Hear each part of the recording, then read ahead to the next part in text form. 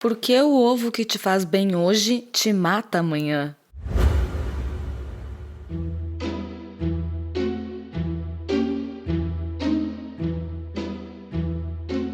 Comida sem filtro. Saúde, low carb, estilo de vida, evidências científicas e, claro, nossas opiniões. Toda semana um episódio novo e gratuito para você. Comigo, Dr. Souto. E comigo, Sari Fontana. Para ser avisado a cada novo episódio e receber as referências bibliográficas no seu e-mail, cadastre-se em drsolto.com.br/podcast. Esse foi o título de uma matéria recentemente publicada na Folha de São Paulo.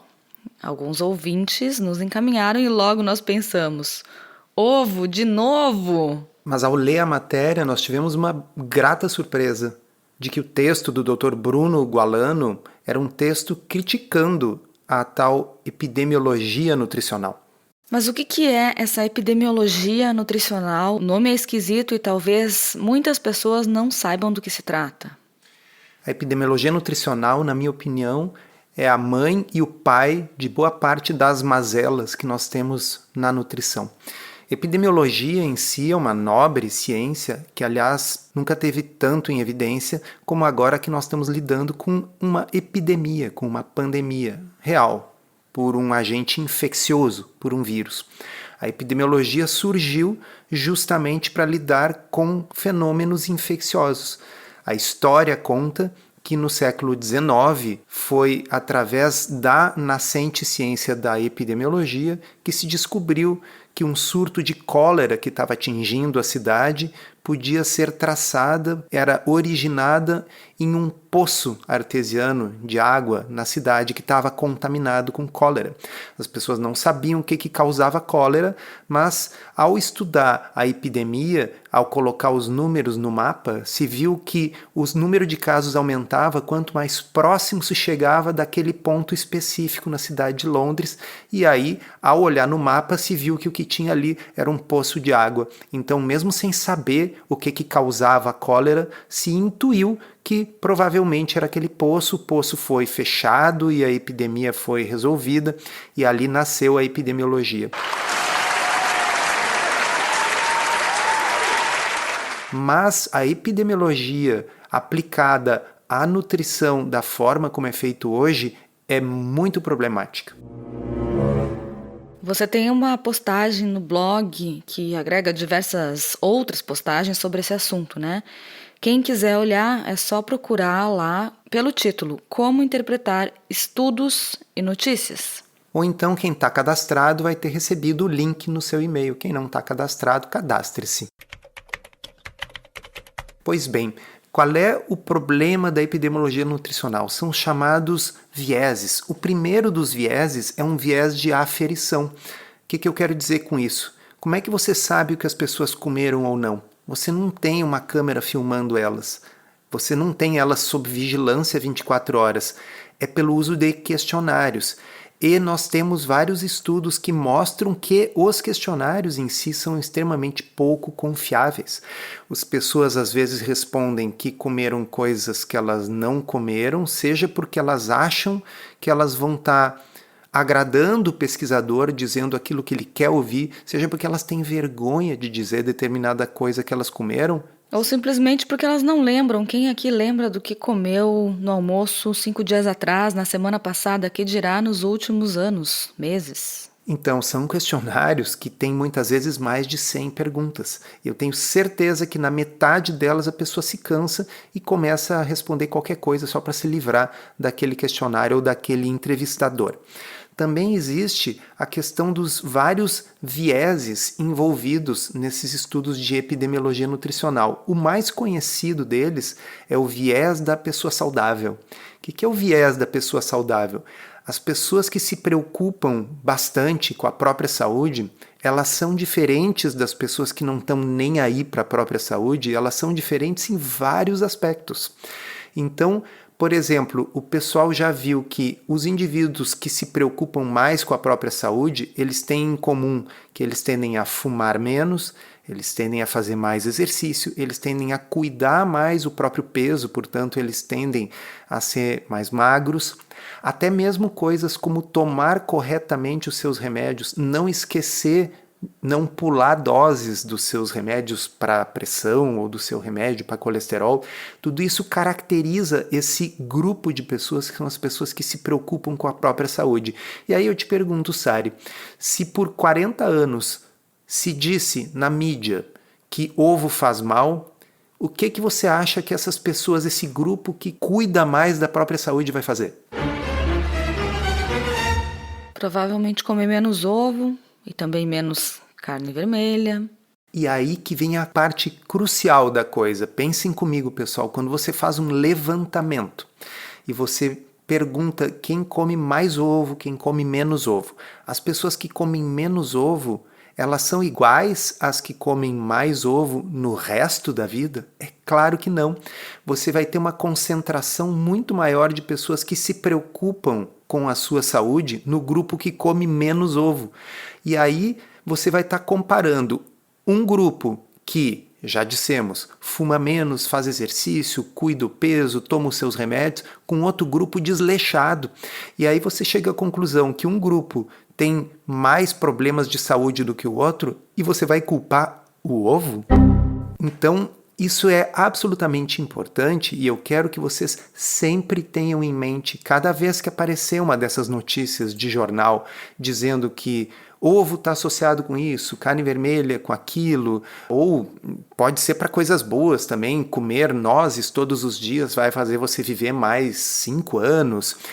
Tudo isso é epidemiologia nutricional. Isso é pouco mais do que horóscopo ou ler o futuro nas folhas de chá, que fique bem claro.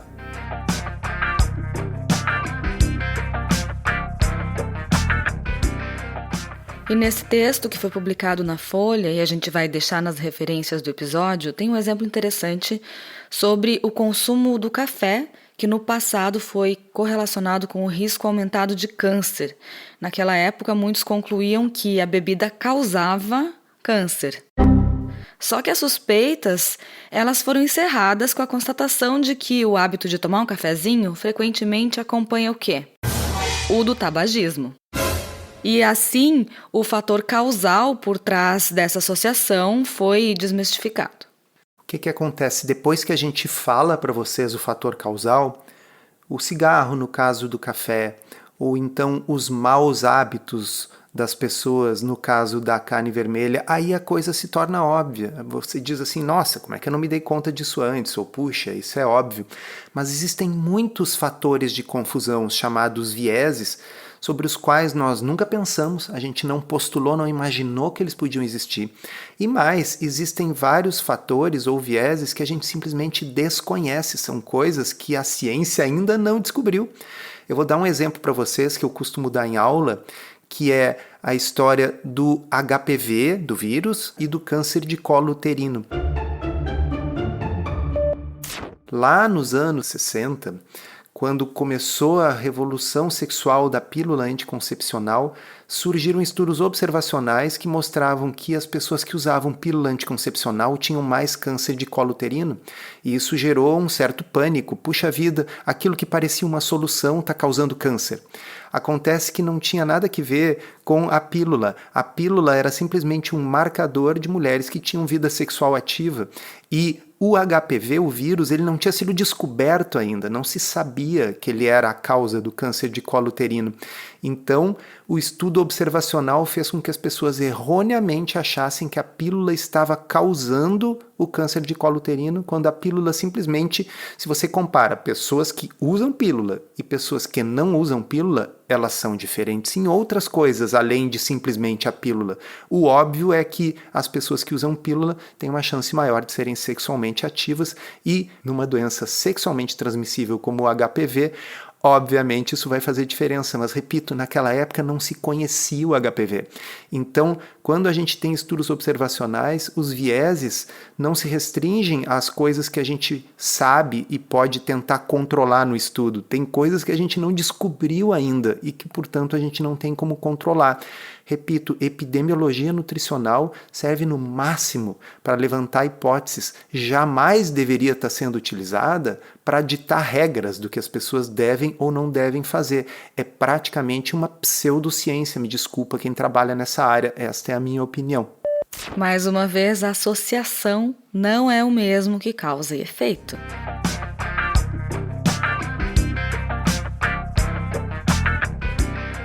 E você fala disso numa matéria muito legal lá do blog, que se chama Os Ovos dos Europeus e os Critérios de Bradford Hill.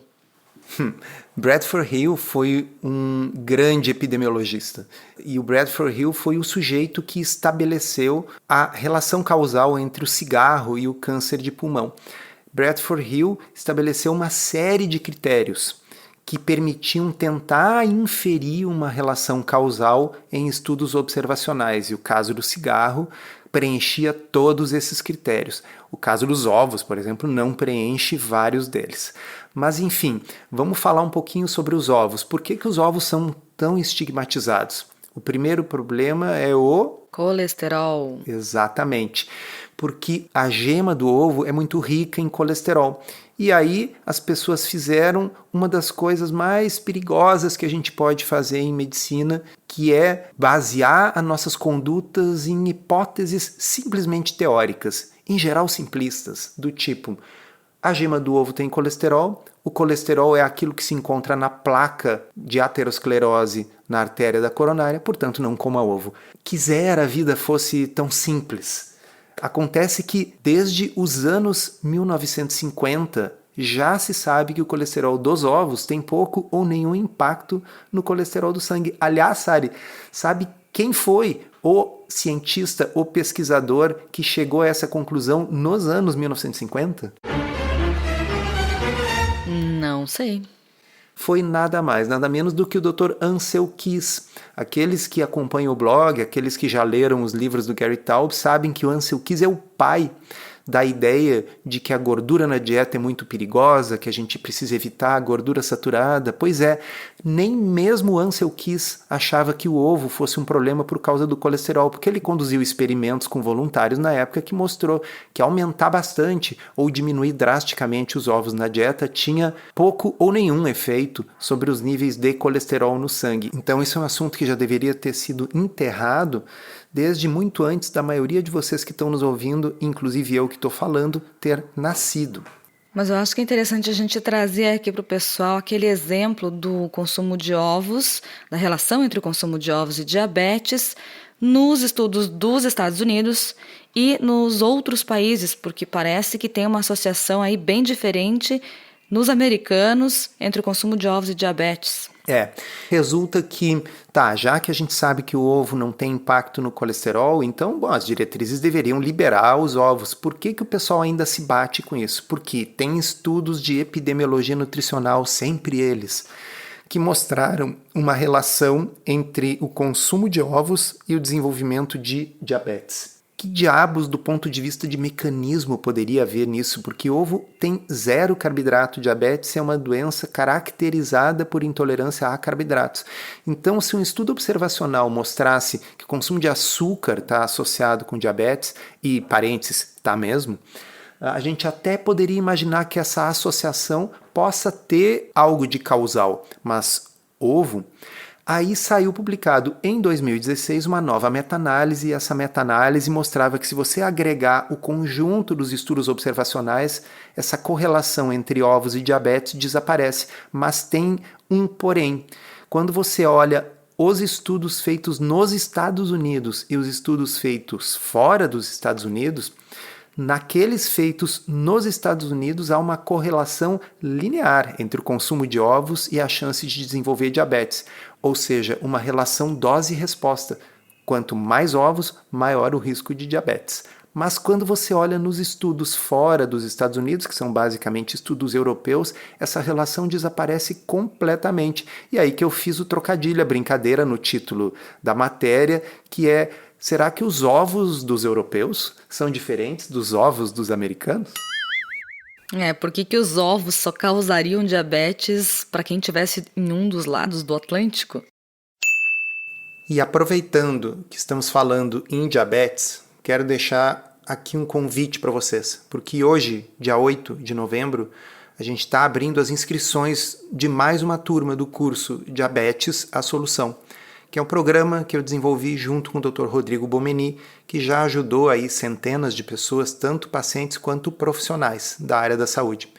Para saber mais detalhes, vocês podem acessar diabetesasolução.com.br e lá vocês vão ter acesso ao conteúdo, vão ver o programa. Quem sabe pode ajudar você ou até mesmo alguma pessoa querida a prevenir ou até mesmo reverter o diabetes de forma saudável.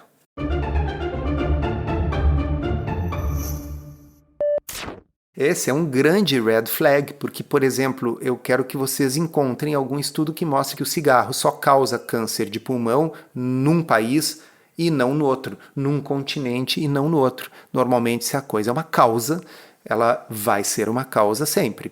Qual que é o mistério, então, associado aos ovos dos americanos? O mistério, pessoal, por incrível que pareça, é o grau de crença que a população tem de que os ovos possam fazer mal. Naquele país. Como assim?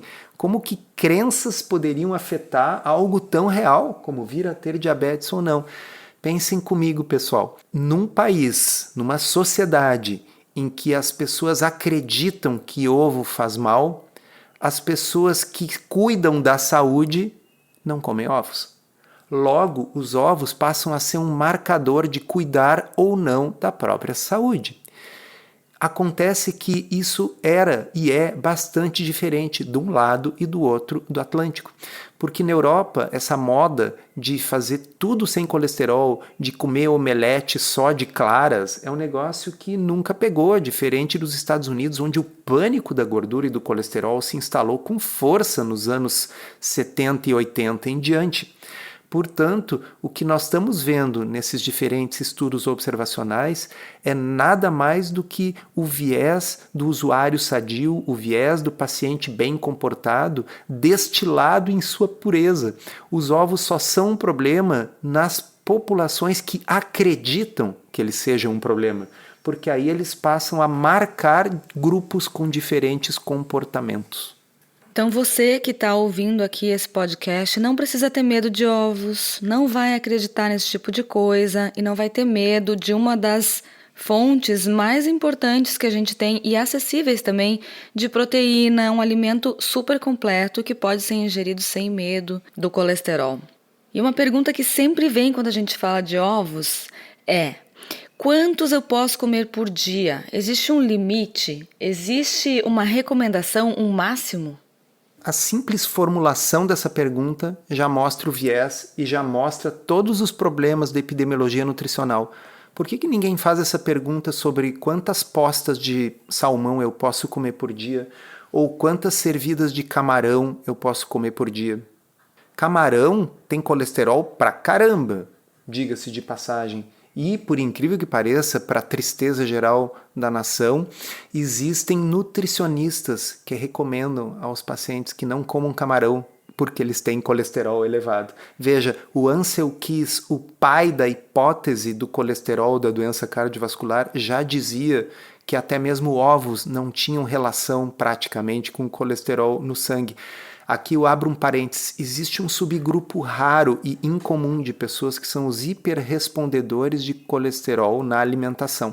São pessoas que absorvem colesterol em grande quantidade e esses podem fazer um teste, por exemplo, de medir, parar 2 semanas de consumir ovos, medir de novo e ver se faz uma grande diferença. Mas para a esmagadora maioria das pessoas isso é absolutamente irrelevante.